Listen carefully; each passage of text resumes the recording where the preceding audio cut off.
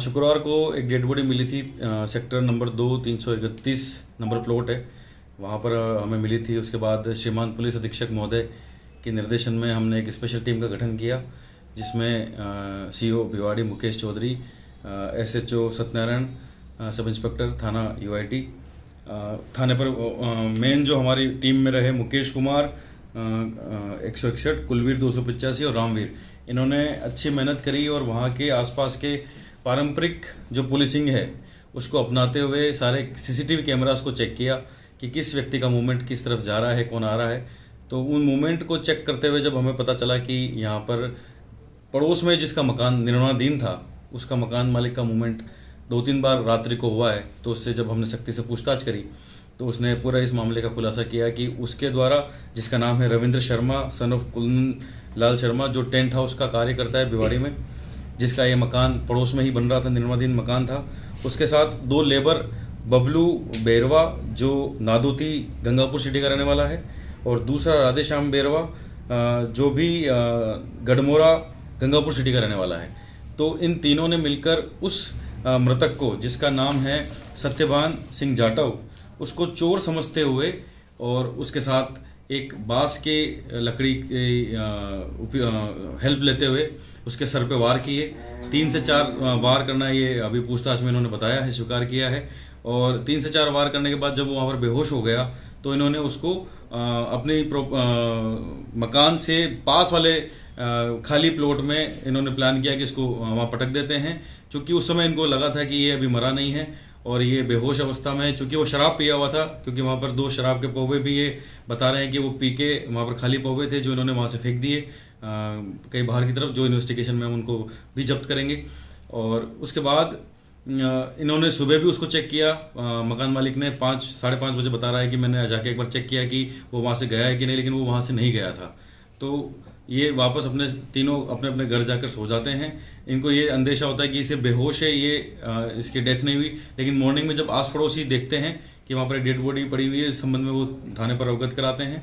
थाने पर फ़ोन आने के बाद हमारी जब टीम सर्च करती है तो वो डेड बॉडी वहाँ होती है, तब ये व्यक्ति भी वहाँ पर भीड़ में शामिल हो जाता है और पुलिस को उसके बाद भी गुमराह करता है। ये नहीं बताता कि किस तरीके की घटना हुई थी। तो मोटा मोटी ये 3 आरोपी हैं जिन्होंने उस व्यक्ति को, जो शराबी था, सत्यभान सिंह, शराब के नशे में इनके मकान में वहाँ बैठा हुआ था, और उसको चोर समझकर इन्होंने उसके ऊपर बांस की लकड़ी से वार किए और उस कारण उसकी मृत्यु हो गई। बिल्कुल सर, आरोपी भीड़ का हिस्सा था, तो कहीं ना कहीं पुलिस के लिए चुनौती थी इस पूरे ब्लाइंड मर्डर को खोलने में। तो मेहनत के साथ साथ किस तकनीक का भी इसमें इस्तेमाल किया गया था? इसमें कई फैक्टर्स काम करते हैं। जब ये घटना हुई थी तो हमारे SP साहब सुश्री जस्टा मैत्री ने बड़ा तुरंत निर्णय लेते हुए कहा कि आप सभी एक बार इसको मौका देखिए। हमने कई जो हमारी स्पेशल टीम्स है, जिसमें MOB होती है, FSL टीम्स होती है, हमारी DST की टीम्स, इसके अलावा थाने पर जो हमारी उपलब्ध स्पेशल टीम्स है, उन सब की सहयोग लेते हुए साइबर सेल का भी हमने उपयोग लिया यहाँ पर। लेकिन चूंकि जो मृतक है वो मोबाइल उपयोग में नहीं लेता था, तो काफ़ी चीज़ें हमारे लिए और भी कठिन हो जाती है कि हम किसी मामले को किस तरह से ट्रेस आउट करें। लेकिन फिर भी SHO UIT और DYSP भिवाड़ी, इन्होंने काफ़ी अच्छा कार्य इसमें किया। और पारंपरिक पुलिसिंग जिसे कहते हैं कि हमने सारे CCTV आसपास के जितने भी थे, तकरीबन 1 किलोमीटर की रेडियस में जितने भी कैमरे उपलब्ध थे उनको हमने चेक किया। क्योंकि जहाँ पर ये मकान था, जहाँ ये डेड बॉडी मिली है, उसके पास में ही मकान मालिक का भी घर था, तो हमने वो कैमरे को भी ज़्यादा अच्छे से चेक किया कि उसका मूवमेंट है या नहीं। क्योंकि उसने बताया था कि मैं तो रात को घर खाना खा के सो गया था, उसके बाद मैं कहीं गया नहीं, लेकिन उसकी मूवमेंट हमको जब पता चली कि वो मूवमेंट रात को भी कर रहा है, तब वो शक के दायरे में आया और हमने इस केस को क्रैक किया। इस पूरे घटनाक्रम में देखते हुए सर बात करें तो क्या जिस तरीके से मृतक की जो मौत हुई उसको किसी तरह भी अपन ये नहीं कह सकते कि शायद उनका कोई ऐसा इरादा रहा होगा, इसको क्या गैर इरादतन हत्या भी कहा जा सकता है? ये तो कोर्ट का काम है, ट्रायल के दौरान कोर्ट डिसाइड करता है। क्योंकि हमारे लिए तो ये एक मर्डर का मामला है, क्योंकि इन्होंने बाद में भी हमें पुलिस को गुमराह करने की कोशिश करी। क्योंकि अगर इस तरह का मामला था तो रात्रि को पुलिस को इन्फॉर्म कर सकते थे। ये रविंद्र शर्मा जो एक पढ़ा लिखा व्यक्ति है, वो बताता है कि मैं 11th पास हूँ, तो इतना तो एक बेसिक सा नॉलेज है कि आप अगर आपके घर में कोई चोर आ गया या आपको चोरी के इस तरह के अपराध की सूचना है या कोई संदिग्ध व्यक्ति भी आपको दिखता है, तो आप पुलिस को इन्फॉर्म करें। चूंकि हमारी रात्रि को गश्त चलती है, कंट्रोल रूम हमारा एक्टिवेटेड रहता है, तो आप पुलिस को इन्फॉर्म कर सकते हैं और आप इस तरह के व्यक्तियों को पकड़वा सकते हैं। चूंकि इन्होंने खुद ही कानून अपने हाथ में लिया है, तो इस तरह से हमारे लिए तो ये हत्या का ही मामला है। भिवाड़ी एक बड़ा शहर है, इस तरह की जो गतिविधियां हैं नॉर्मल अमूमन हर जगह लगभग होती है, तो ऐसी स्थिति में जो आम लोग हैं इस घटना से क्या सबक ले, क्या आप संदेश देना चाहेंगे? हमारा तो ये संदेश है कि इस तरह का कोई भी संदिग्ध व्यक्ति और ऐसा कोई भी आपको मामला अगर संदिग्ध लगता है कि आस पड़ोस में या आपके घर के आसपास, तो उसको तुरंत आप पुलिस को सूचित करें, संबंधित एजेंसी को आप सूचित करें।